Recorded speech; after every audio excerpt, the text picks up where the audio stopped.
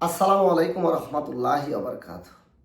আমরা আমাদের জীবনে অনেকেই অনেক কিছু হতে চাই। অনেকে ডাক্তার হতে চাই, অনেকে ইঞ্জিনিয়ার হতে চাই, অনেকে এমপি হতে চাই, অনেকে ব্যারিস্টার হতে চাই, কিংবা বড় কোনো সম্মানী লোক হতে চাই। কিন্তু একটাবারও চিন্তা করে দেখি না, এই দুনিয়া থাকার জায়গা না।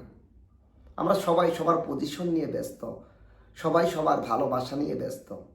আমরা কেউ বুঝতে পারি না যে এই দুনিয়াতে কেউ আপন নয় প্রিয় ভাই। আজকে যাকে বন্ধু ভাবছেন, কালকে তার স্বার্থে আঘাত লাগলে সেও দূরে চলে যাবে। আজকে যাকে আপনার বিবি বানিয়েছেন, সেই বিবিটাকেও যদি আপনি একটু কম দেন, তাহলে সেও আপনার আপন থাকবে না। যে সন্তানকে আপনি জন্ম দিয়েছেন, সেই সন্তানকে একটু কম দেন, সেই সন্তানও আপনার আপন হবে না। যে পিতা আপনাকে জন্ম দিয়েছে, সেই পিতার স্বার্থে আঘাত লাগলেও আপনাকে পর করে দেবে। যে মাতা আপনাকে গর্ভে ধরেছে, সেই মাতাও আপনার অন্য ভাই বা বোনের কথা শুনে আপনার পর হয়ে যাবে।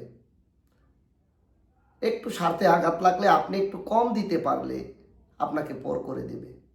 আপনি যত কষ্ট করেই উপার্জন করেন না কেন, নিজের জন্য যতই না রেখে আপনি অন্যকে দিতে চান, তাদের পেট কখনো ভরবে না। আপনি যতই মানুষকে সহযোগিতা করতে চান, মানুষ মনে করবে আপনি সহযোগিতা তেমন করছেন না। তেমন সমস্ত ক্ষেত্রেই একটু চিন্তা করে দেখেন না ভাই, যে আমরা কোন দিকে ধাবিত হচ্ছি, আমরা কার দিকে ধাবিত হচ্ছি। এই দুনিয়া থাকার জায়গা না। অথচ আমরা মৃত্যুর কথা মেনেই নিতে পারি না, মেনেই নিতে চাই না। অথচ মৃত্যু অবধারিত। জান্নাত জাহান্নাম আমাদের হাতের কামাই। আমরা যদি ভালো কর্ম করি, নেক কর্ম করি, ইমানের সাথে থাকি, অবশ্যই জান্নাতে যেতে পারবো। আর যদি নেক কাজে অংশগ্রহণ না করি, মানুষের গীবত ফাসাদ, বিভিন্ন ধরনের ফিতনা ফাসাদে জড়িয়ে পড়ি, আমাদের চিরস্থায়ী জাহান্নামের দিকে ধাবিত হতে হবে। সবাই একটু দিকটা খোলা করে, কানটা খোলা করে, মনে চিন্তা করে দেখি না ভাই, আমরা কোন দিকে ধাবিত হচ্ছি। আমি কোন দিকে ধাবিত হচ্ছি, আমার কর্মগুলো কোন দিকে যাচ্ছে, আমার ভিতরে কি পরিমাণ অহংকার, হিংসা, গীবত রয়েছে। একটু নিজের দিকে তাকানোর চেষ্টা করি।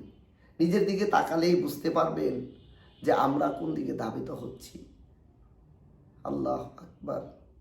আমরা সবাই এই দুনিয়া নিয়ে ব্যস্ত হয়ে পড়েছি, অন্যকে নিয়ে ব্যস্ত হয়ে পড়েছি, নিজের কথা চিন্তাও করি না, নিজেকে নিয়ে কখনো ব্যস্ত হই না। নিজের কথা যদি কেউ চিন্তা করতো, তাহলে সে গুনায় জড়াতে পারতো না প্রিয় ভাই। এখন আমাদের যে সময় চলে এসেছে, গুনাহকে গুনাই মনে হয় না, মিথ্যা কথাকে মিথ্যা মনে হয় না, আর গীবতকে তো গীবত মনেই হয় না। সুদ ঘুষ তো অহরহ হয়ে গেছে, ঘরে ঘরে সুদ ঘুষ চলে যাচ্ছে। বর্তমান যে সময় এসেছে, ইমান হাতে রাখা কষ্ট হয়ে যাচ্ছে। আগুনকে হাতে রাখতে পারছি, কিন্তু ইমানকে হাতে রাখতে পারছি না। আমাদের সবাইকে নিবিড়ভাবে একলা ঘরে বসে চিন্তা করি ভাই। আমার এই মনের যত বেদনা আমার আল্লাহকে বলার চেষ্টা করি। আমার এই মনের যত চাওয়া, সমস্ত চাওয়াটা আমার আল্লাহকে বলার চেষ্টা করি। আমার জীবনের দুনিয়া এবং আখিরাতের সফলতা আমার মাওলা কারিমের কাছে বলার চেষ্টা করি। যখন আমি আল্লাহ সুবহানাহু ওয়া তাআলার কাছে বলার চেষ্টা করব, তাহলেই অবশ্য নাজাত পাবো। আর আমরা যদি ব্যক্তির কাছে বলি বা ব্যক্তির কাছে গিয়ে এগুলো প্রকাশ করি, তারা আমাদের দুর্বলতার সুযোগ নিয়ে আমাদেরকে লাঞ্ছিত করবে এবং আমাদের সাথে যে আচরণ করার কথা ছিল না, সেই আচরণ করবে। আপনি আজকে যে বন্ধু বান্ধব বা বেড়াদারের সাথে আছেন, তাদেরকে আপনি যে পরিমাণ দিচ্ছেন, একটু কমিয়ে দেওয়ার চেষ্টা করে দেখেন, তারাও আপনার কাছে থাকবে না। যতই মুখে বলুক যে ভালোবাসি ভালোবাসি, এই ভালোবাসা সমস্ত ভালোবাসা মিথ্যে ভালোবাসা। মিথ্যে ভালোবাসা, এই মিথ্যে ভালোবাসা কোনো কাজে আসবে না। মিছেই মানুষের বন্ধন, মিছে মায়া স্নেহ প্রীতি কন্দন।